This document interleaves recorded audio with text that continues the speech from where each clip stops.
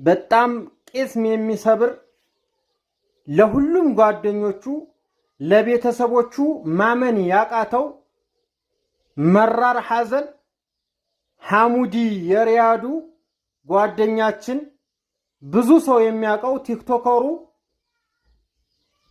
ህይወቱ አለፈ። እንዴት ሞተ?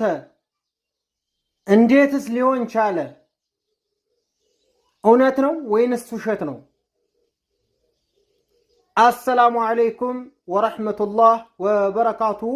ውድና የተከበራችሁ በመላው ዓለም የምትኖሩ እህት ወንድሞቼ አላህ በያላችሁበት ይጠብቃችሁ።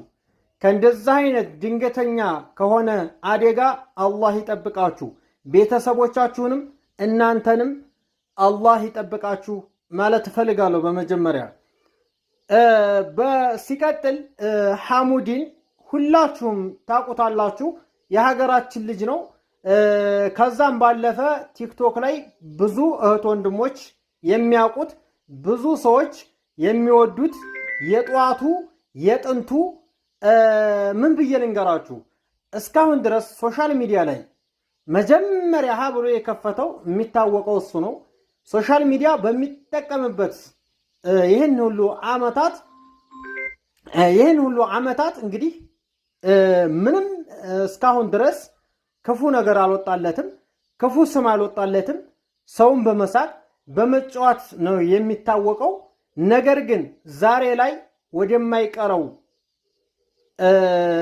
ሁሉም ሰው ወደሚሄድበት ወደ ትክክለኛ ቤቱ ወደ አኼራ ሂዷል። ነገር ግን አሟሟቱ በጣም ያሳዝናል። ብዙዎቻችሁ እንደምታውቁት ሪያድ ላይ እስትራሃ ነበር የሚሰራው። ብዙ ዓመት ኑሮበታል።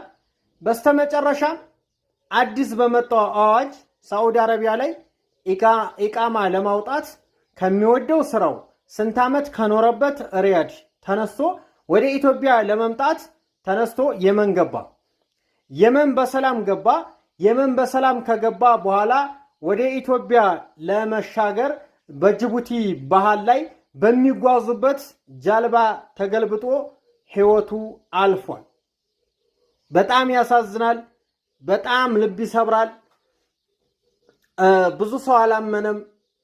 ነገር ግን 11 ዓመት ሙሉ አይኑን ያላየችው እናቱ አይኑን አየዋለሁ፣ እሱም የእናቴን አይን የቤተሰቦችን አይን አያለሁ በማለት በየመን መጥቶ የቤተሰቦቹን ናፍቆት ተወጥቶ ከዛ በኋላ በስቀቀን ከሚኖርበት ዛሬ